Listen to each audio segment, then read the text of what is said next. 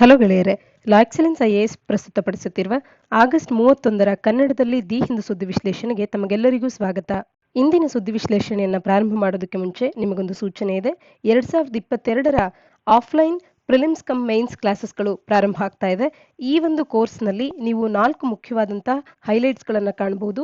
Basic NCERT foundation ಕೋರ್ಸನ್ನು ಇದು ಒಳಗೊಂಡಿರುತ್ತೆ. Rapid revision program ಕೂಡ ಇದರ ಭಾಗವಾಗಿರುತ್ತೆ. PCM ಆಫ್ಲೈನ್ ಕ್ಲಾಸಸ್ನೊಟ್ಟಿಗೆ ಪ್ರಿಲಿಮ್ಸ್ ಮತ್ತು ಮೈನ್ಸ್ ಟೆಸ್ಟ್ ಸೀರೀಸ್ ಕೂಡ ಈ ಒಂದು ಪ್ರೋಗ್ರಾಮ್ನ ಪಾರ್ಟ್ ಆಗಿರುತ್ತೆ. ಹಾಗಾಗಿ ಈ ಪ್ರೋಗ್ರಾಮ್ ಅನ್ನ ಜಾಯಿನ್ ಆಗೋದ್ರಿಂದ 2022ರ ಪರೀಕ್ಷೆಗೆ ಬಹಳನೇ ಉಪಯುಕ್ತವಾಗುವಂತ ಒಂದು ಪ್ರೋಗ್ರಾಮ್ ಆಗಿರುತ್ತೆ. ಹೆಚ್ಚಿನ ಮಾಹಿತಿಗಾಗಿ ಈ ಕೆಳಗಿನ ನಂಬರ್ಸ್ಗಳನ್ನು ಕಾಂಟ್ಯಾಕ್ಟ್ ಮಾಡಿ. ಇಂದಿನ ಮೊದಲ article India supports Palestine peace process ಅಂತ ಹೇಳಿ ಭಾರತದ ಫಾರಿನ್ ಸೆಕ್ರೆಟರಿ ಹರ್ಷವರ್ಧನ್ ಶ್ರಿಂಗ್ಲಾ ಅವರು ತಿಳಿಸ್ತಾ ಇರ್ತಕ್ಕಂಥದ್ದು. ಇದನ್ನ UPSC ಸಿಲೆಬಸ್ನ ಅಡಿಯಲ್ಲಿ important international institutions, agencies and fora and their structure and mandate ಅನ್ನುವಂಥ ಸಿಲೆಬಸ್ನ ಅಡಿಯಲ್ಲಿ ಓದ್ಕೊಳ್ಬಹುದಾಗುತ್ತೆ. KPSC ಅಡಿಯಲ್ಲೂ ಕೂಡ GS ಪೇಪರ್ 2ನ ಸೆಕ್ಷನ್ 2ನ ಅಡಿಯಲ್ಲಿ ಇಂಟರ್ನ್ಯಾಷನಲ್ ರಿಲೇಷನ್ಸ್ನ ಬಗ್ಗೆ ಮಾತನಾಡ್ತೇವೆ. ಅಲ್ಲಿ ಕೆಲವೊಂದು ಸಂಸ್ಥೆಗಳ ಬಗ್ಗೆ ಕೂಡ ಮಾತನಾಡ್ತಾ ಹೋಗ್ತೇವೆ. UN ಆಗಿರ್ಬೋದು, UNSC ಆಗಿರ್ಬೋದು, WTO ಆಗಿರ್ಬೋದು, ಈ ರೀತಿಯ ಸಂಸ್ಥೆಗಳು. ಇದಕ್ಕೆ ಸಂಬಂಧಪಟ್ಟಂತೆ ಈ ಆರ್ಟಿಕಲ್ ಉಪಯುಕ್ತವಾಗುವಂತ ಒಂದು ಮಾಹಿತಿಯಾಗಿರುತ್ತೆ. ಯಾತಕ್ಕಾಗಿ ಈ ಸುದ್ದಿ ಈಗ ನ್ಯೂಸ್ನಲ್ಲಿದೆ ಅಂತ ಅಂದ್ರೆ, ಭಾರತ ಪ್ಯಾಲೆಸ್ಟೈನ್ ಪೀಸ್ ಪ್ರೋಸೆಸ್ ಅನ್ನ ಸಪೋರ್ಟ್ ಮಾಡ್ತಾ ಇದೆ UNSCಯ ರೀಸೆಂಟ್ ಮೀಟಿಂಗ್ ಒಂದರಲ್ಲಿ. ಈ ಹಿನ್ನೆಲೆಯಲ್ಲಿ ಈಗ ಈ ಆರ್ಟಿಕಲ್ ಅನ್ನ ನಾವು ಡಿಸ್ಕಸ್ ಮಾಡೋಣ. ಇಲ್ಲಿ ಪ್ಯಾಲೆಸ್ಟೈನ್ ಪೀಸ್ ಪ್ರೋಸೆಸ್ ಅನ್ನ ಭಾರತ ಸಪೋರ್ಟ್ ಮಾಡ್ತಿರ್ತಕ್ಕಂಥದ್ದನ್ನ ನಾವು ಕಾಣಬಹುದಾಗುತ್ತೆ. ಅಫ್ಘಾನಿಸ್ತಾನದ ಕ್ರೈಸಿಸ್ ಅನ್ನುವಂಥದ್ದು ಯುನೈಟೆಡ್ ನೇಷನ್ ಸೆಕ್ಯೂರಿಟಿ ಕೌನ್ಸಿಲಿನ ಪ್ರೊಸೀಡಿಂಗ್ಸ್ ಅನ್ನ ಡಾಮಿನೇಟ್ ಮಾಡಿದೆ. ಅಂದ್ರೆ ಅದನ್ನೇ ಮಹತ್ತರವಾಗಿ ಚರ್ಚೆ ಮಾಡಲಾಗಿದೆ. ಭಾರತದ ಪ್ರೆಸಿಡೆನ್ಸಿ ಅನ್ನುವಂಥದ್ದು ಕೊನೆಗೊಳ್ಳುವಂತ ಹತ್ತಿರಕ್ಕೆ ಬಂದಿದೆ ಅನ್ನುವಂಥದ್ದನ್ನ ಆರ್ಟಿಕಲ್ ನಮಗೆ ತಿಳಿಸ್ತಾ ಇದೆ. ನಮ್ಗೀಗಾಗಲೇ ತಿಳಿದಿರುವಂತೆ ಯುನೈಟೆಡ್ ನೇಷನ್ ಸೆಕ್ಯೂರಿಟಿ ಕೌನ್ಸಿಲ್ ಅನ್ನುವಂಥದ್ದು 5 ಪರ್ಮನೆಂಟ್ ಕಂಟ್ರೀಸ್ಗಳನ್ನ ಹೊಂದಿದೆ. ಅದು P5 ಅಂತ ಹೇಳಿ ಗುರುತಿಸ್ತೇವೆ. ಅವು ಯಾವುವು ಅನ್ನುವಂಥದ್ದನ್ನ ತಪ್ಪದೆ ಕಮೆಂಟ್ ಸೆಕ್ಷನ್ ಅಲ್ಲಿ ಕಮೆಂಟ್ ಮಾಡಿ ತಿಳಿಸಿ. ಇದರೊಟ್ಟಿಗೆ ಭಾರತಕ್ಕೂ ಕೂಡ ಪರ್ಮನೆಂಟ್ ಮೆಂಬರ್ಶಿಪ್ ಅನ್ನ ನೀಡಬೇಕು ಅನ್ನುವಂಥದ್ದು ಭಾರತ ಹೊಂದಿರತಕ್ಕಂಥ ಲಾಂಗ್ ಸ್ಟ್ಯಾಂಡಿಂಗ್ ಡಿಮ್ಯಾಂಡ್ ಅಂತಾನೆ ಗುರುತಿಸಬಹುದಾಗುತ್ತೆ. ಭಾರತದೊಟ್ಟಿಗೆ ಇನ್ನಷ್ಟು ಕಂಟ್ರೀಸ್ಗಳು ಕೂಡ ಈ ರೀತಿಯ ಪರ್ಮನೆಂಟ್ ಮೆಂಬರ್ಶಿಪ್ ಅನ್ನ ಕೇಳ್ತಾ ಇದೆ. ಅವು ಕೂಡ ಯಾವುವು ಅನ್ನುವಂಥದ್ದನ್ನ ತಪ್ಪದೆ ಕಮೆಂಟ್ ಸೆಕ್ಷನ್ ಅಲ್ಲಿ ಕಮೆಂಟ್ ಮಾಡಿ ತಿಳಿಸಿ. ಇದಕ್ಕೆ ಭಾರತ ಸೂಕ್ತವಾಗಿದೆ ಅನ್ನುವಂಥದ್ದು ಭಾರತದ ಒಂದು ವಾದ ಕೂಡ ಆಗಿರ್ತಕ್ಕಂಥದ್ದು. ಸದ್ಯಕ್ಕೆ UNSC ಅನ್ನು ನಾವು ನೋಡಿದಾಗ ಯುನೈಟೆಡ್ ನೇಷನ್ ಸೆಕ್ಯೂರಿಟಿ ಕೌನ್ಸಿಲ್ ನಲ್ಲಿ 5 ಪರ್ಮನೆಂಟ್ ಮೆಂಬರ್ಸ್ಗಳು ಹಾಗೂ 10 ನಾನ್ ಪರ್ಮನೆಂಟ್ ಮೆಂಬರ್ಸ್ಗಳು, ಒಟ್ಟಾರೆ 15 ಮೆಂಬರ್ಸ್ಗಳನ್ನ ಯಾವುದೇ ಸಮಯದಲ್ಲಿ UNSC ಹೊಂದಿರುತ್ತೆ. ಈ 15ರ ಪೈಕಿ ಈ 10ರ ಪೈಕಿಯಲ್ಲಿ ನಾನ್ ಪರ್ಮನೆಂಟ್ ಮೆಂಬರ್ಸ್ಗಳ ಪೈಕಿ ಭಾರತವು ಕೂಡ ಈಗ ನಾನ್ ಪರ್ಮನೆಂಟ್ ಮೆಂಬರ್ಶಿಪ್ ಅನ್ನ ಹೊಂದಿರತಕ್ಕಂಥದ್ದು. ಭಾರತ UNSC ಅಡಿಯಲ್ಲಿ, ವಿಶ್ವಸಂಸ್ಥೆಯ ಭದ್ರತಾ ಪಡೆಯ ಅಡಿಯಲ್ಲಿ ನಾನ್ ಪರ್ಮನೆಂಟ್ ಮೆಂಬರ್ಶಿಪ್ ಅನ್ನ ಅಂದ್ರೆ ಖಾಯಂ ಅಲ್ಲದ ಸದಸ್ಯತ್ವವನ್ನ ಸದ್ಯಕ್ಕೆ ಹೊಂದಿರತಕ್ಕಂಥದ್ದು. ಇದು 2 ವರ್ಷಗಳ ಅವಧಿಗೆ ಇರುವಂತ ಒಂದು ಸದಸ್ಯ ಸ್ಥಾನ ಆಗಿರುತ್ತೆ. ಇಲ್ಲಿ 10 ಸದಸ್ಯ ರಾಷ್ಟ್ರಗಳನ್ನ ಕಾಣಬಹುದು. ಭಾರತದ ಅವಧಿ ಅನ್ನುವಂಥದ್ದು 2021 ಮತ್ತು 22ರ ಸಾಲಿಗೆ ಸದ್ಯಕ್ಕೆ ನಡೀತಾ ಇರತಕ್ಕಂಥ ಅವಧಿಯಾಗಿದೆ. ಹಾಗೇನೆ 1 ತಿಂಗಳಿಗೆ ಒಬ್ಬರಿಗೆ ಪ್ರೆಸಿಡೆನ್ಸಿಯನ್ನ ನೀಡಲಾಗಿರುತ್ತೆ.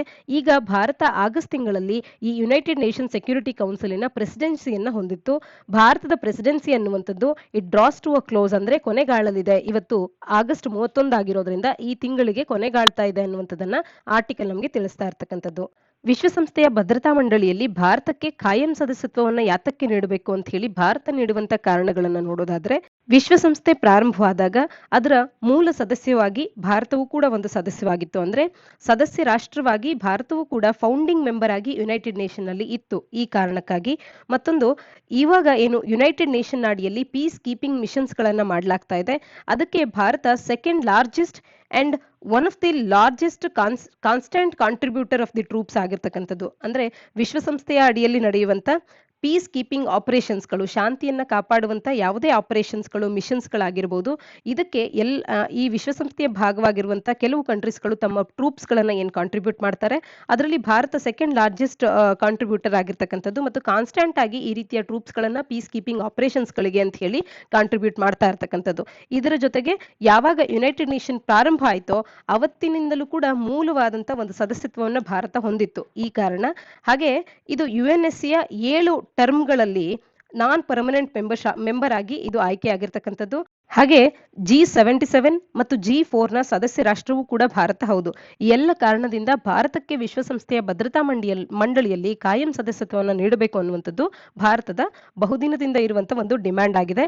ಮತ್ತು ವಿಶ್ವಸಂಸ್ಥೆಯ ಭದ್ರತಾ ಪಡೆಯಲ್ಲಿ ರಿಫಾರ್ಮ್ಸ್ಗಳ ಅವಶ್ಯಕತೆ ಕೂಡ ಇದೆ.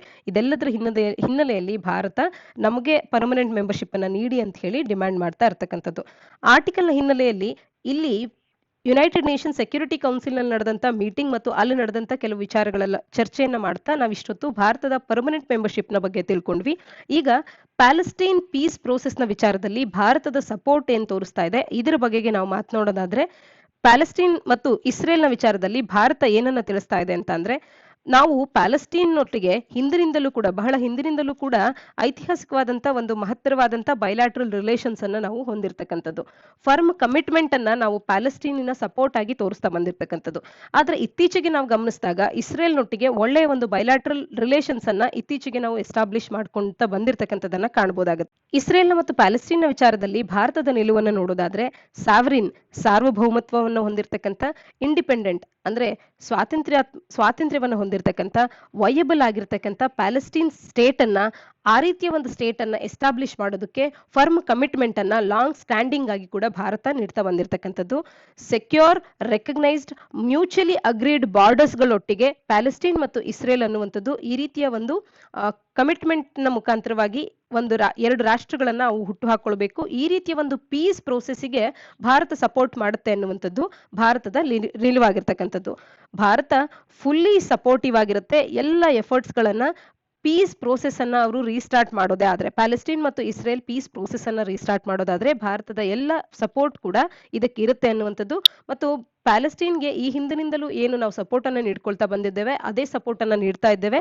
ಹಾಗೆ ಇಸ್ರೇಲ್ನೊಟ್ಟಿಗೆ ಇತ್ತೀಚೆಗೆ ಭಾರತ ಮತ್ತು ಇಸ್ರೇಲ್ ನಡುವಿನ ಬೈಲಾಟ್ರಲ್ ರಿಲೇಷನ್ಸ್ ಕೂಡ ಸ್ಟ್ರಾಂಗ್ ಆಗ್ತಿರುವಂತಹ ಹಿನ್ನೆಲೆಯಲ್ಲಿ ಎರಡೂ ರಾಷ್ಟ್ರಗಳು ಕೂಡ ಪೀಸ್ಫುಲ್ ಆಗಿ ಈ ಒಂದು ಪ್ರೋಸೆಸ್ ಅನ್ನ ಕಂಪ್ಲೀಟ್ ಮಾಡ್ಕೊಳ್ಬೇಕು ಅನ್ನೋದಕ್ಕೆ ಭಾರತ ಹೆಚ್ಚಿನ ಮಹತ್ವವನ್ನ ನೀಡ್ತಾ ಇರತಕ್ಕಂಥದ್ದು. ಈ ಇಸ್ರೇಲ್ ಮತ್ತು ಪ್ಯಾಲೆಸ್ಟೈನ್ ನಡುವಿನ ಈ ರೀತಿಯ ತಿಕ್ಕಾಟ ಅನ್ನುವಂಥದ್ದು ಐತಿಹಾಸಿಕವಾಗಿ ಇರುವಂತದನ್ನ ಕಾಣಬಹುದಾಗುತ್ತೆ.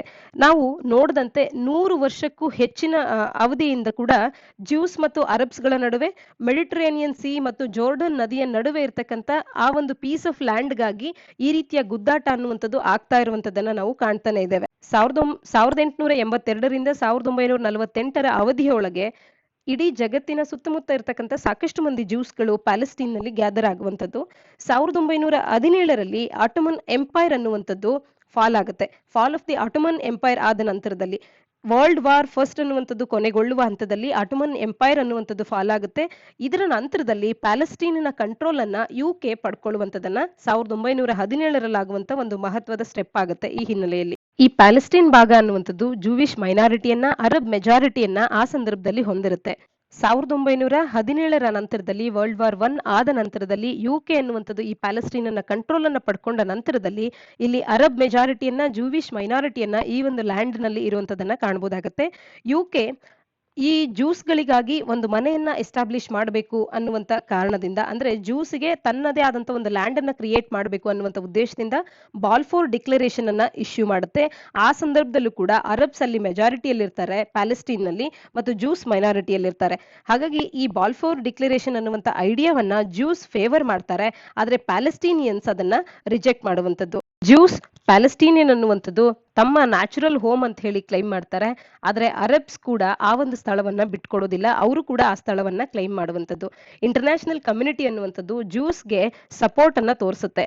1947ನಲ್ಲಿ ಯುನೈಟೆಡ್ ನೇಷನ್ ವಿಶ್ವಸಂಸ್ಥೆಯು ಕೂಡ ಪ್ಯಾಲೆಸ್ಟೈನ್ ಅನ್ನ ಸ್ಪ್ಲಿಟ್ ಮಾಡುವಲ್ಲಿ, ಅಂದ್ರೆ 2 ಸಪರೇಟ್ ಸ್ಟೇಟ್ಸ್ ಗಳನ್ನಾಗಿ ಸ್ಪ್ಲಿಟ್ ಮಾಡುವಂತ ಒಂದು ಉದ್ದೇಶಕ್ಕೆ ವೋಟ್ ಅನ್ನ ಮಾಡುತ್ತೆ. ಜೂವಿಶ್ ಸ್ಟೇಟ್ ಒಂದಾದ್ರೆ ಮತ್ತೊಂದು ಅರಬ್ ಸ್ಟೇಟ್ ಅಂತ ಹೇಳಿ, ಆದ್ರೆ ಜೆರುಸಲಂ ಅನ್ನ ಒಂದು ಅಂತಾರಾಷ್ಟ್ರೀಯ ಸಿಟಿ ಅಂತ ಹೇಳಿ, ಇಂಟರ್ನ್ಯಾಷನಲ್ ಸಿಟಿ ಅಂತ ಹೇಳಿ ಗುರುತಿಸುವಂತ ಒಂದು ವೋಟ್ ಅನ್ನ UN ಅನ್ನುವಂಥದ್ದು ಮಾಡುತ್ತೆ. ಈ ಒಂದು ಪ್ಲಾನ್ ಅನ್ನ ಜೂವಿಶ್ ಲೀಡರ್ಸ್ ಅಕ್ಸೆಪ್ಟ್ ಮಾಡ್ತಾರೆ, ಆದ್ರೆ ಅರಬ್ ಸೈಡ್ ಅನ್ನುವಂಥದ್ದು ಇದನ್ನ ರಿಜೆಕ್ಟ್ ಮಾಡುತ್ತೆ. ಹಾಗಾಗಿ ಈ ಪ್ಲಾನ್ ಅನ್ನುವಂಥದ್ದು it has never bean implemented, ಯಾವತ್ತೂ ಕೂಡ ಇದುವರೆಗೂ ಇಂಪ್ಲಿಮೆಂಟ್ ಆಗೇ ಇಲ್ಲ. ನಂತರದಲ್ಲಿ ಯಾವ ರೀತಿಯಾಗಿ ಇಸ್ರೇಲ್ ಕ್ರಿಯೇಟ್ ಆಗುತ್ತೆ ಅಂದ್ರೆ 1947ರಲ್ಲಿ ಬ್ರಿಟನ್ ಅನ್ನುವಂಥದ್ದು ತನ್ನ ಕಂಟ್ರೋಲ್ ಅನ್ನ ಆ ಲ್ಯಾಂಡ್ ಮೇಲೆ ಏನ್ ಹೊಂದಿತ್ತು ಆ ಕಂಟ್ರೋಲ್ ಅನ್ನ ಬಿಟ್ಟುಕೊಡುತ್ತೆ. ಜ್ಯೂಸ್ ಆ ಒಂದು ಇಸ್ರೇಲ್ ಅನ್ನುವಂತ ಕಂಟ್ರಿ ಅನ್ನುವಂಥದ್ದು ಕ್ರಿಯೇಟ್ ಆಗೋದ್ರ ಬಗ್ಗೆ ಡಿಕ್ಲರೇಷನ್ ಅನ್ನ ಮಾಡ್ತಾರೆ. ಸಂದರ್ಭದಲ್ಲಿ ನೈಬರಿಂಗ್ ಕಂಟ್ರೀಸ್ ಗಳಲ್ಲಿದ್ದಂತ ಅರಬ್ಸ್ ಕೂಡ ಇನ್ವೇಡ್ ಮಾಡ್ತಾರೆ. ಇಸ್ರೇಲಿಯನ್ ಟ್ರೂಪ್ಸ್ ಅವರನ್ನ ಥ್ರಾಶ್ ಮಾಡುವಂತದನ್ನ ಕಾಣಬಹುದು. ಈ ರೀತಿಯಾಗಿ ಅಶಾಂತಿ ನೆಲೆಸುವಂತ ಹಿನ್ನೆಲೆಯಲ್ಲಿ ಆ ಸಂದರ್ಭದಲ್ಲಿ ಸಾವಿರಾರು ಪ್ಯಾಲೆಸ್ಟೀನಿಯನ್ಸ್ಗಳು ಆ ಸ್ಥಳವನ್ನ ಬಿಟ್ಟು ಹೊರ ಹೋಗ್ತಾರೆ. ಇದನ್ನ ಅಲ್ ನಕ್ಬಾ ಅಥವಾ ಕೆಟಸ್ಟ್ರೋಫ್ ಅಂತ ಹೇಳಿ ಕರೆಯುವಂಥದ್ದು. ಈ ರೀತಿ ರಚನೆಯಾದ ಇಸ್ರೇಲ್ ಅನ್ನುವಂಥದ್ದು ಆ ಒಂದು ಟೆರಿಟರಿಯ ಮ್ಯಾಕ್ಸಿಮಮ್ ಕಂಟ್ರೋಲ್ ಅನ್ನ ಪಡ್ಕೊಳ್ಳುತ್ತೆ. ಜೋರ್ಡಾನ್ ಅನ್ನುವಂಥದ್ದು ನಂತರದಲ್ಲಿ ಇಸ್ರೇಲ್ನ ಮೇಲೆ ಯುದ್ಧಕ್ಕೆ ಹೋಗಿ ವೆಸ್ಟ್ ಬ್ಯಾಂಕಿನ ಕೆಲವು ಭಾಗಗಳನ್ನ ತನ್ನ ಕಂಟ್ರೋಲ್ಗೆ ತಗೊಳುತ್ತೆ, ಸೀಸ್ ಮಾಡುವಂತದನ್ನ ಮಾಡುತ್ತೆ. ಈಜಿಪ್ಟ್ ಅನ್ನುವಂಥದ್ದು ಗಾಜಾವನ್ನ ಆಕ್ಯುಪೈ ಮಾಡುತ್ತೆ. ಜೆರುಸಲೆಂ ಅನ್ನುವಂಥದ್ದು ವೆಸ್ಟ್ ನಲ್ಲಿ ಇಸ್ರೇಲ್ನ ನಡುವೆ, ಈಸ್ಟ್ ನಲ್ಲಿ ಜೋರ್ಡನ್ ನಡುವೆ ಡಿವೈಡ್ ಆಗುವಂತದನ್ನ ಈ ಒಂದು ಯುದ್ಧದ ನಂತರದಲ್ಲಿ ನಾವು ಕಾಣಬಹುದಾಗುತ್ತೆ. ಆದ್ರೆ ಫಾರ್ಮಲ್ ಪೀಸ್ ಅಗ್ರಿಮೆಂಟ್ ಅನ್ನುವಂಥದ್ದು ಸಹಿ ಹಾಕಿರೋದಿಲ್ಲ ಈ ಎರಡು ರಾಷ್ಟ್ರಗಳ ನಡುವೆ. ಈಚ್ ಸೈಡ್ ಅನ್ನುವಂಥದ್ದು ಎರಡು ರಾಷ್ಟ್ರಗಳಲ್ಲಾಗುವಂತ ಟೆನ್ಷನ್ಗೆ ನೀವೇ ಕಾರಣ ಅಂತ ಹೇಳಿ ಒಬ್ಬರ ಮೇಲೆ ಒಬ್ಬರು ಬೆರಳು ಮಾಡಿ ತೋರಿಸೋದನ್ನ ಜೋರ್ಡನ್ ಮತ್ತು ಇಸ್ರೇಲ್ನ ನಡುವೆ ಈ ರೀತಿ ಆಗುವಂತದನ್ನ ನಾವು ಕಾಣಬಹುದು. ಇದರ ನಂತರದಲ್ಲಿ ಇಸ್ರೇಲಿ ಫೋರ್ಸಸ್ ಅನ್ನುವಂಥದ್ದು ಈಸ್ಟ್ ಜೆರೂಸಲಂ ಅನ್ನ ಮತ್ತು ವೆಸ್ಟ್ ಬ್ಯಾಂಕ್ ಅನ್ನ, ಹಾಗೇನೆ various areas of Syrian Golan heights ಏನಿದೆ ಆ ಸಿರಿಯನ್ ಗೋಲನ್ ಹೈಟ್ಸ್ ಗೆ ಸಂಬಂಧಪಟ್ಟ ಸಾಕಷ್ಟು ಭಾಗಗಳನ್ನ, ಗಾಜಾವನ್ನ, ಈಜಿಪ್ಟ್ ಆಕ್ಯುಪೈ ಮಾಡಿದಂತ ಗಾಜಾವನ್ನ, ಈಜಿಪ್ಟಿನ ಸಿನಾಯ್ ಪೆನಿನ್ಸುಲಾವನ್ನ, ಈ ಎಲ್ಲ ಭಾಗಗಳನ್ನ 1967ರಲ್ಲಿ ಕ್ಯಾಪ್ಚರ್ ಮಾಡುವಂತ ಕಾರ್ಯವನ್ನ ಇಸ್ರೇಲ್ ಮಾಡುತ್ತೆ. ಸದ್ಯಕ್ಕೆ ಈ ಸ್ಥಳಗಳು ಇಸ್ರೇಲ್ನ ಕೈಯಲ್ಲಿ ಇರುವಂತದ್ದು. ಸದ್ಯದ ಪರಿಸ್ಥಿತಿಯಲ್ಲಿ ಏನಿದೆ ಅನ್ನುವಂಥದ್ದನ್ನ, ಅಂದ್ರೆ ಸದ್ಯದ ಪ್ರೆಸೆಂಟ್ ಸಿನಾರಿಯೋ ಯಾವ ರೀತಿ ಇದೆ ಅಂತ ನೋಡೋದಾದ್ರೆ, ಇಸ್ರೇಲ್ ಅನ್ನುವಂಥದ್ದು ವೆಸ್ಟ್ ಬ್ಯಾಂಕ್ ಅನ್ನ ಕೂಡ ಸದ್ಯಕ್ಕೂ ಕೂಡ ಆಕ್ಯುಪೈ ಮಾಡ್ಕೊಂಡಿರ್ತಕ್ಕಂಥದ್ದು. ಆದ್ರೆ ವಿಶ್ವಸಂಸ್ಥೆಯ ಪ್ರಕಾರ ಈ ಒಂದು piece of land, west bank ಅನ್ನುವಂಥ ಒಂದು ಲ್ಯಾಂಡ್ ಅನ್ನುವಂಥದ್ದು ಇದು ಆಕ್ಯುಪೈಡ್ ಟೆರಿಟರಿ ಅಂತಾನೆ ಈಗಲೂ ಕೂಡ ವಿಶ್ವಸಂಸ್ಥೆ ಅನ್ನುವಂಥದ್ದು ಗುರುತಿಸ್ಕೊಳ್ತಾ ಬಂದಿದೆ. ಇಸ್ರೇಲ್ ಅನ್ನುವಂಥದ್ದು ಹೋಲ್ ಆಫ್ ಜೆರುಸಲೆಂ ಅನ್ನುವಂಥದ್ದು ಇಸ್ರೇಲಿನ ಕ್ಯಾಪಿಟಲ್ ಅಂತ ಗುರುತಿಸುತ್ತೆ. ಆದ್ರೆ ಪ್ಯಾಲೆಸ್ಟೀನಿಯನ್ಸರು ಈಸ್ಟ್ ಜೆರುಸಲೆಂ ಅನ್ನುವಂಥದ್ದು ಫ್ಯೂಚರ್ ನಲ್ಲಿ ಆಗಬಹುದಾದಂತ ಪ್ಯಾಲೆಸ್ಟೀನಿಯನ್ ಸ್ಟೇಟಿನ ಕ್ಯಾಪಿಟಲ್ ಅಂತ ಹೇಳಿ ಪ್ಯಾಲೆಸ್ಟೀನ್ ಅದನ್ನ ಗುರುತಿಸುತ್ತೆ. ಈಸ್ಟ್ ಜೆರುಸಲೆಂ ಅನ್ನುವಂಥದ್ದು ಮುಂದಿನ ಭವಿಷ್ಯದಲ್ಲಾಗುವಂತ ಪ್ಯಾಲೆಸ್ಟೀನಿಯನ್ ಸ್ಟೇಟಿನ ಕ್ಯಾಪಿಟಲ್ ಅಂತ ಹೇಳಿ ಪ್ಯಾಲೆಸ್ಟೀನ್ ಗುರುತಿಸಿದ್ರೆ, ಇಸ್ರೇಲ್ ಅನ್ನುವಂಥದ್ದು ಹೋಲ್ ಆಫ್ ಜೆರುಸಲೆಂ ಅನ್ನುವಂಥದ್ದು ತನ್ನ ಕ್ಯಾಪಿಟಲ್ ಅಂತ ಹೇಳಿ ಹೇಳುತ್ತೆ. ಟೆನ್ಷನ್ ಅನ್ನುವಂಥದ್ದು ಇತ್ತೀಚಿನ ದಿನಗಳಲ್ಲಿ, ಅಂದ್ರೆ ರೀಸೆಂಟ್ ಮಂತ್ಸ್ ಗಳಲ್ಲಿ ನಾವು ಇದ್ರ ಬಗ್ಗೆ ಚರ್ಚೆ ಮಾಡಿದ್ವಿ. ಇಸ್ರೇಲ್ ಅಲ್ ಅಸ್ಕಾ ಮಾಸ್ಕ್ ಅನ್ನುವಂಥದ್ದು ಈಸ್ಟ್ ಜೆರುಸಲೆಂನಲ್ಲಿರ್ತಕ್ಕಂಥ ಈ ಮಾಸ್ಕ್ ನ ಮೇಲೆ ದಾಳಿಯನ್ನ ಮಾಡಿತ್ತು. ಇದರ ಹಿನ್ನೆಲೆಯಲ್ಲಿ ಇಸ್ರೇಲ್ ಮತ್ತು ಪ್ಯಾಲೆಸ್ಟೀನ್ ನಡುವೆ ಕಾದಾಟಗಳು ಉಂಟಾಗಿದ್ದನ್ನ ಇತ್ತೀಚಿನ ತಿಂಗಳುಗಳಲ್ಲಿ ನಾವು ಕಂಡಿದ್ವಿ. ಒಟ್ಟಾರೆಯಾಗಿ ಇಸ್ರೇಲ್ ಮತ್ತು ಪ್ಯಾಲೆಸ್ಟೀನ್ ನಡುವೆ ಒಂದು ಪೀಸ್ಫುಲ್ ಆದಂತ ಸೊಲ್ಯೂಷನ್ ಅನ್ನ ಹೊರತರೋದಾದ್ರೆ, ಅಂತ ಒಂದು ಸೊಲ್ಯೂಷನ್ಗೆ ಭಾರತ ಕಂಪ್ಲೀಟ್ ಆದಂತ ಸಪೋರ್ಟ್ ಅನ್ನ ನೀಡುವಂತದನ್ನ ಭಾರತ ತಿಳಿಸುವಂತದ್ದು. ಹಾಗಾಗಿ ಪೀಸ್ ಟಾಕ್ಸ್ ಏನು ಈ ಪ್ಯಾಲೆಸ್ಟೀನ್ ನ ವಿಚಾರದಲ್ಲಿ ಆಗುತ್ತೆ, ಅದಕ್ಕೆ ಭಾರತ ಸಪೋರ್ಟ್ ಮಾಡುತ್ತೆ ಅಂತ ಹೇಳಿ ಭಾರತ ತಿಳಿಸ್ತಾ ಇರ್ತಕ್ಕಂಥದನ್ನ ಆರ್ಟಿಕಲ್ ನಲ್ಲಿ ನಾವು ಕಾಣಬಹುದಾಗಿತ್ತು. ಆರ್ಟಿಕಲ್ ನ ಹಿನ್ನೆಲೆಯಲ್ಲಿ ಪರ್ಮನೆಂಟ್ 5 ಕಂಟ್ರೀಸ್ಗಳು ಯಾವುದು, ಹಾಗೆ ಭಾರತದಂತೆ ಪರ್ಮನೆಂಟ್ ಮೆಂಬರ್ಶಿಪ್ ಅನ್ನ ನೀಡಬೇಕು ಅಂತ ಹೇಳಿ ಭಾರತದ ಜೊತೆಗೂಡಿ ಕೇಳ್ತಾ ಇರ್ತಕ್ಕಂಥ UNSC ಯಲ್ಲಿ ಪರ್ಮನೆಂಟ್ ಮೆಂಬರ್ಶಿಪ್ ಅನ್ನ ನೀಡಿ ಅಂತ ಹೇಳಿ ಕೇಳ್ತಾ ಇರ್ತಕ್ಕಂಥ ಇನ್ನುಳಿದ ರಾಷ್ಟ್ರಗಳು ಯಾವುವು ಅನ್ನುವಂಥದ್ದನ್ನ ತಪ್ಪದೆ ಕಮೆಂಟ್ ಸೆಕ್ಷನ್ ಅಲ್ಲಿ ಕಮೆಂಟ್ ಮಾಡಿ ತಿಳಿಸಿ.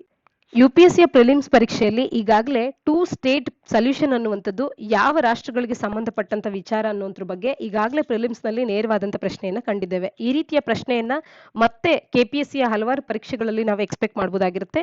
ಎಲ್ಲಿಯಾದ್ರೂ ಕೂಡ ಸದ್ಯಕ್ಕೆ ನೀವು 2 ಸ್ಟೇಟ್ ಸೊಲ್ಯೂಷನ್ ಬಗ್ಗೆ ಓದಿದಾಗ ಇದು ಇಸ್ರೇಲ್ ಮತ್ತು ಪ್ಯಾಲೆಸ್ಟೀನ್ ನಡುವೆ ನಡೀತಿರ್ತಕ್ಕಂಥ ಕಾನ್ಫ್ಲಿಕ್ಟ್ ಗೆ ಸಂಬಂಧಪಟ್ಟಂತ ಒಂದು ವಿಚಾರ ಅನ್ನುವಂಥದ್ದು ನಮಗೆ ತಿಳಿದಿರಬೇಕಾಗತ್ತೆ.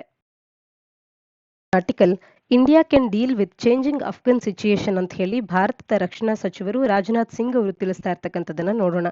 UPSC ಸಿಲೆಬಸ್ ನಾಡಿಯಲ್ಲಿ GS ಪೇಪರ್ 3 ನಾಡಿಯಲ್ಲಿ security challenges, linkages of organised crime with terrorism ಅನ್ನುವಂಥ ಸಿಲೆಬಸ್ ನಾಡಿಯಲ್ಲಿ ಇದನ್ನು ನಾವು ಓದ್ಕೊಳ್ಬಹುದಾಗುತ್ತೆ. ಅಫ್ಘನ್ ಕ್ರೈಸಿಸ್ಗೆ ಸಂಬಂಧಪಟ್ಟಂತ ಒಂದು ವಿಚಾರವನ್ನ ಡಿಸ್ಕಸ್ ಮಾಡ್ತಾ ಇಲ್ಲಿ ಭಾರತ ಅನ್ನುವಂಥದ್ದು ಚೇಂಜಿಂಗ್ ಅಫ್ಘಾನಿಸ್ತಾನ್ ಸಿಚುಯೇಷನ್ಗೆ ತಕ್ಕ ರೀತಿಯಲ್ಲಿ ಡೀಲ್ ಮಾಡೋದಕ್ಕೆ ಸನ್ನದ್ಧರಾಗಿದೆ ಅನ್ನುವಂಥದ್ದನ್ನ ಆರ್ಟಿಕಲ್ ನಮಗೆ ತಿಳಿಸ್ತಾ ಇರ್ತಕ್ಕಂಥದ್ದು. ಭಾರತದ ಗೋಲ್ ಏನು ಇಲ್ಲಿ ಮುಖ್ಯವಾಗಿ ಅಂತ ಅಂದ್ರೆ, ಭಾರತವನ್ನ ಪ್ರಾಸ್ಪರಸ್ ಆಗಿ, ಸ್ಟ್ರಾಂಗ್ ಆಗಿ, ಸೆಕ್ಯೂರ್ ಆಗಿ ಮಾಡುವಂಥದ್ದು ಭಾರತದ ಮುಖ್ಯವಾದಂಥ ಗುರಿಯಾಗಿದೆ. ಅಂತ ಒಂದು ಇಂಡಿಯಾದಲ್ಲಿ ಭಾರತದ ಯಾವುದೇ ಪ್ರಜೆಯೂ ಕೂಡ ಭಯಪಡುವಂತಿಲ್ಲ. ಭಾರತದ ಒಂದು ಪವರ್ ಅನ್ನುವಂಥದ್ದು ಎಲ್ಲರಲ್ಲೂ ಕೂಡ ಸೆನ್ಸ್ ಆಫ್ ಕಾನ್ಫಿಡೆನ್ಸ್ ಅನ್ನ ಇನ್ಸ್ಟಿಲ್ ಮಾಡುವಂತೆ ಇರುತ್ತೆ. ಮತ್ತು ಸ್ಮಾಲ್ ಕಂಟ್ರೀಸ್ಗಳಲ್ಲೂ ಕೂಡ ಇಂಡಿಯಾದ ಗ್ರೋಯಿಂಗ್ ಪವರ್ ಅನ್ನುವಂಥದ್ದು ಅವರಿಗೂ ಕೂಡ ಥ್ರೆಟ್ ಆಗೋದಿಲ್ಲ ಅನ್ನುವಂಥದ್ದು. ಅಂದ್ರೆ ಯಾವುದೇ ಕಂಟ್ರಿಗೂ ಭಾರತದ ಗ್ರೋಯಿಂಗ್ ಪವರ್ ಥ್ರೆಟ್ ನ ರೂಪದಲ್ಲಿ ಕಾಣಿಸದೇ ಇರುವಂತೆ ನೋಡ್ಕೊಳ್ಳುವಂಥದ್ದು ಇವೆಲ್ಲವೂ ಕೂಡ ಭಾರತದ ಮುಂದಿರ್ತಕ್ಕಂಥ ಭಾರತದ ಗೋಲ್ ಅನ್ನುವಂಥದ್ದನ್ನ ಆರ್ಟಿಕಲ್ ನಲ್ಲಿ ರಾಜನಾಥ್ ಸಿಂಗ್ ಅವರು ತಿಳಿಸ್ತಾ ಇರ್ತಕ್ಕಂಥದ್ದು. ಭಾರತದ ಸುತ್ತಮುತ್ತಲಿನ ಜಿಯೋ ಪೊಲಿಟಿಕಲ್ ಸಿಚುಯೇಷನ್ ಅನ್ನುವಂಥದ್ದು ಬದಲಾಗ್ತಾ ಇದೆ. ಅಫ್ಘಾನಿಸ್ತಾನದ ಸಿಚುಯೇಷನ್ ಅನ್ನ ನೋಡಿದಾಗ ಈವೆಂಟ್ಸ್ ಏನು ಅಫ್ಘಾನಿಸ್ತಾನದಲ್ಲಿ ಆಗ್ತಾ ಇದೆ, ಇವು ಭಾರತದ ಸಿಚುಯೇಷನ್ ಬಗ್ಗೆ, ಭಾರತದ ಸೆಕ್ಯೂರಿಟಿಯ ಬಗ್ಗೆ, ಟರ್ಮ್ಸ್ ಆಫ್ ಸೆಕ್ಯೂರಿಟಿ ಯಾವ ರೀತಿ ಇರುತ್ತೆ ಅನ್ನೋದ್ರ ಬಗ್ಗೆ ಕ್ವೆಶನ್ಸ್ ಗಳನ್ನ ಅರೈಸ್ ಮಾಡ್ತಾ ಇದೆ. ಹಾಗಾಗಿ ಭಾರತದ ಡಿಫೆನ್ಸ್ ಮಿನಿಸ್ಟರ್ ತಿಳಿಸ್ತಾ ಇರುವಂತದ್ದು, Bharat capable of dealing with any situation ಅನ್ನುವಂಥದ್ದನ್ನ ತಿಳಿಸ್ತಾ ಇದ್ದಾರೆ. ಅಂದ್ರೆ ಭಾರತದ ಮುಂದೆ ಆಗಬಹುದಾದಂತ ಯಾವುದೇ ಒಂದು ಕ್ರೈಸಿಸ್ ಆದ್ರೂ ಕೂಡ ಅದನ್ನ ಡೀಲ್ ಮಾಡೋದಕ್ಕೆ ಭಾರತ ಸನ್ನದ್ಧವಾಗಿದೆ ಅನ್ನುವಂಥದ್ದು. ಭಾರತೀಯರ ಸೆಕ್ಯೂರಿಟಿ, ಭಾರತೀಯರ ಭದ್ರತೆ ಅನ್ನುವಂಥದ್ದು ಭಾರತದ ಅಟ್ಮೋಸ್ಟ್ ಕನ್ಸರ್ನ್ ಆಗಿರುತ್ತೆ. ಹಾಗಾಗಿ ಅದರಲ್ಲಿ ಯಾವುದೇ ಕಾಂಪ್ರಮೈಸ್ ಆಗೋದಿಲ್ಲ ಅನ್ನುವಂಥದ್ದನ್ನ ತಿಳಿಸ್ತಾ ಇರ್ತಕ್ಕಂಥದ್ದು. ಹಾಗೇನೆ ಅಫ್ಘಾನಿಸ್ತಾನದ ಸಿಚುಯೇಷನ್ ಅನ್ನ ಬಳಕೆ ಮಾಡಿಕೊಂಡು ಅದನ್ನ ಅಡ್ವಾಂಟೇಜ್ ಆಗಿ ತಗೊಂಡು ಭಾರತದ ವಿರುದ್ಧವಾಗಿರ್ತಕ್ಕಂಥ ಫೋರ್ಸಸ್, ಆಂಟಿ ಇಂಡಿಯನ್ ಫೋರ್ಸಸ್ಗಳು ಕ್ರಾಸ್ ಬಾರ್ಡರ್ ಟೆರರಿಸಂ ಅನ್ನ ಹೆಚ್ಚು ಮಾಡೋದಕ್ಕೆ ಪ್ರಯತ್ನ ಮಾಡ್ತಿವೆ. ಅದಕ್ಕೂ ಕೂಡ ಭಾರತ ಅನುವು ಮಾಡಿಕೊಡೋದಿಲ್ಲ ಅನ್ನುವಂಥದ್ದನ್ನು ಕೂಡ ತಿಳಿಸ್ತಾ ಇರತಕ್ಕಂಥದ್ದು. ಅಫ್ಘಾನಿಸ್ತಾನದ ಸಿಚುಯೇಷನ್ ಅನ್ನ ಭಾರತದ ಸರ್ಕಾರ ಅನ್ನುವಂಥದ್ದು ಕಾನ್ಸ್ಟೆಂಟ್ ಆಗಿ ಮಾನಿಟರ್ ಮಾಡ್ತಾ ಇದೆ ಅನ್ನುವಂಥದ್ದು. ಹಾಗೆ ನ್ಯಾಷನಲ್ ಸೆಕ್ಯೂರಿಟಿಗೆ ಸಂಬಂಧಪಟ್ಟಂತ ಯಾವ ವಿಚಾರಗಳಲ್ಲೂ ಕೂಡ ಕಾಂಪ್ರಮೈಸ್ ಮಾಡೋದಿಲ್ಲ.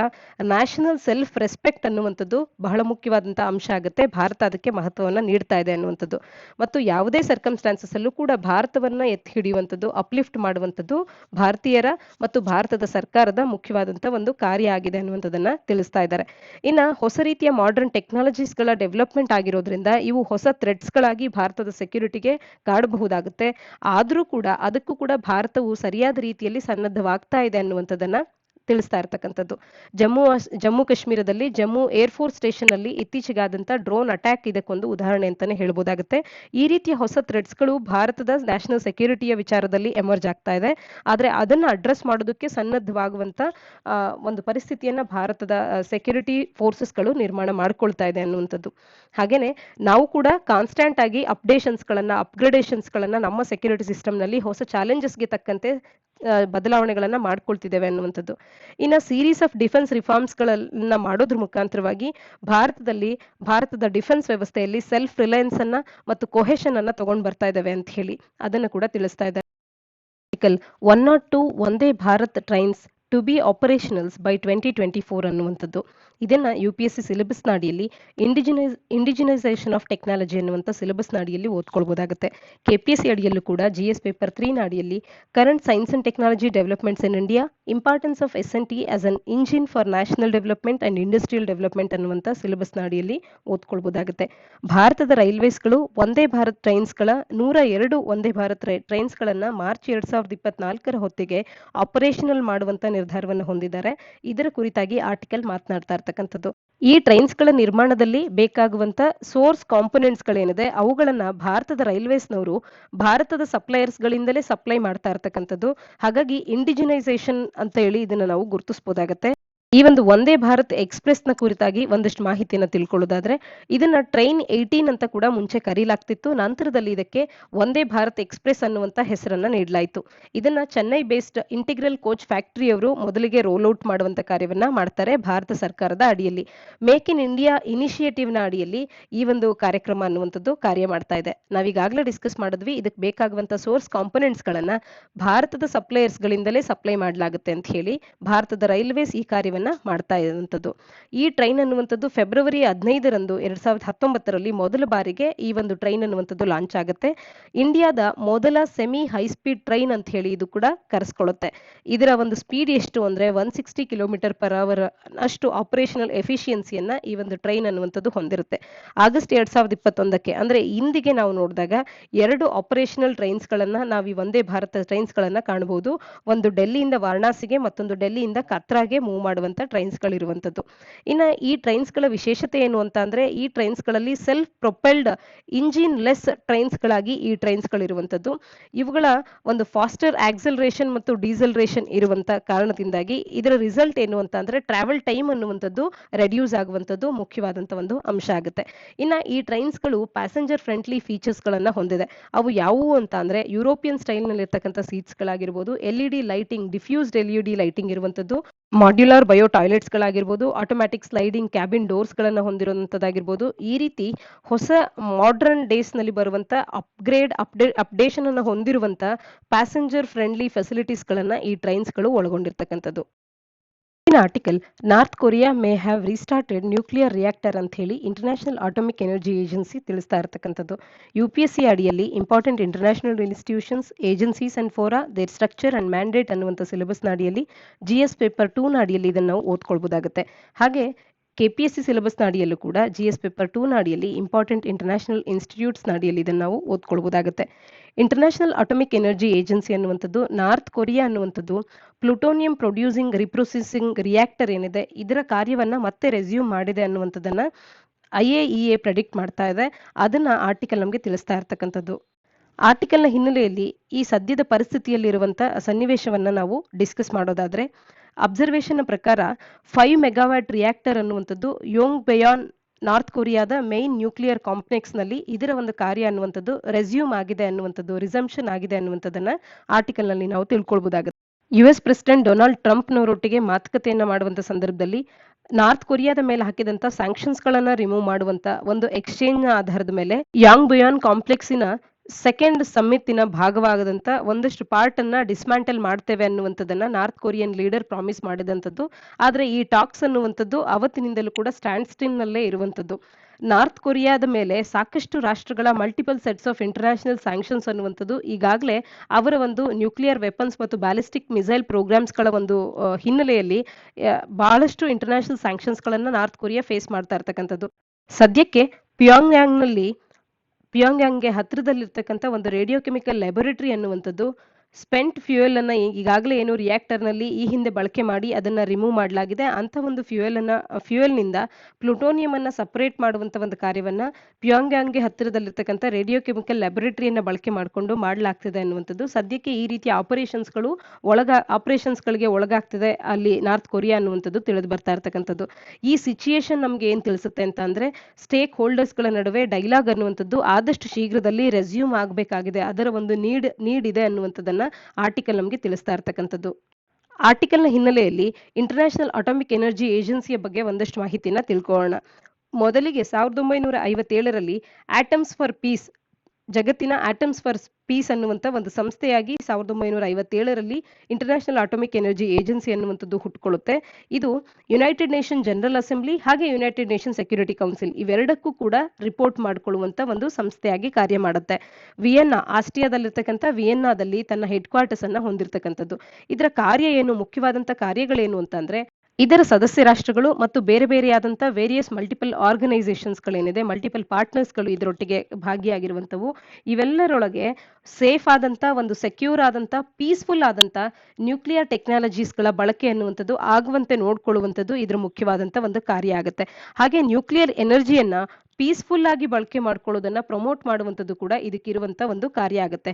ಮಿಲಿಟರಿ ಪರ್ಪಸ್ಗಾಗಿ ನ್ಯೂಕ್ಲಿಯರ್ ವೆಪನ್ಸ್ಗಳನ್ನ ಬಳಕೆ ಮಾಡ್ಕೊಳ್ಳುವಂಥದ್ದನ್ನ ಆದಷ್ಟು ತಡೆ ಹಿಡಿಯುವಂಥದ್ದು ಕೂಡ ಇದ್ರ ಮುಖ್ಯವಾದಂತ ಕಾರ್ಯ ಅಂತಾನೆ ಗುರುತಿಸಬಹುದಾಗುತ್ತೆ. ಇನ್ನ ಇದರ ಫಂಕ್ಷನ್ಸ್ಗಳಲ್ಲಿ ಜನರಲ್ ಕಾನ್ಫರೆನ್ಸ್ ಆನ್ IAEA ಆಕ್ಟಿವಿಟೀಸ್ಗಳೇನಿರುತ್ತೆ ಮತ್ತು ಇದರ ಬಜೆಟ್ ಏನಿರುತ್ತೆ ಇದಕ್ಕೆ ರೆಕಮೆಂಡೇಶನ್ಸ್ಗಳನ್ನು ನೀಡುವಂಥದ್ದಾಗಿರ್ಬೋದು. IAEA ಸ್ಟ್ಯಾಂಡರ್ಡ್ಸ್ಗಳನ್ನು ಪಬ್ಲಿಷ್ ಮಾಡುವಂಥ ರೆಸ್ಪಾನ್ಸಿಬಿಲಿಟಿಯನ್ನು ಹೊಂದಿರುತ್ತೆ.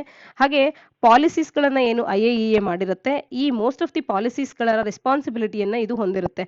ಜೊತೆಗೆ ಡೈರೆಕ್ಟರ್ ಜನರಲ್ ಅನ್ನ ಜನರಲ್ ಕಾನ್ಫರೆನ್ಸ್ ಅಪ್ರೂವಲ್ಗೆ ಅಂತ ಹೇಳಿ ಅಪಾಯಿಂಟ್ ಮಾಡುವಂಥದ್ದು ಕೂಡ ಇದೇ ಆಗಿರ್ತಕ್ಕಂಥದ್ದು. ಇನ್ನು ಈ ಇಂಟರ್ನ್ಯಾಷನಲ್ ಅಟಾಮಿಕ್ ಎನರ್ಜಿ ಏಜೆನ್ಸಿ ಅಡಿಯಲ್ಲಿ ಬಂದಿರತಕ್ಕಂಥ ಕಾರ್ಯಕ್ರಮಗಳನ್ನು ನೋಡೋದಾದ್ರೆ programme of action for cancer therapy ಅನ್ನುವಂಥ ಪ್ಯಾಕ್ಟ್ ಅನ್ನುವಂಥ ಒಂದು ಕಾರ್ಯಕ್ರಮವನ್ನು ಹೊರತಂದಿದೆ.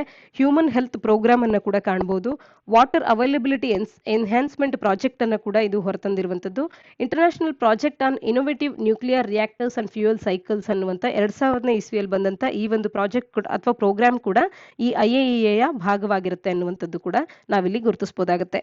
ಇದಿಷ್ಟು ಇಂದಿನ ಸುದ್ದಿ ವಿಶ್ಲೇಷಣೆಯಾಗಿದೆ. ನಾಳಿನ ಸುದ್ದಿ ವಿಶ್ಲೇಷಣೆಯೊಂದಿಗೆ ಮತ್ತೆ ಸಿಗೋಣ. ಧನ್ಯವಾದ.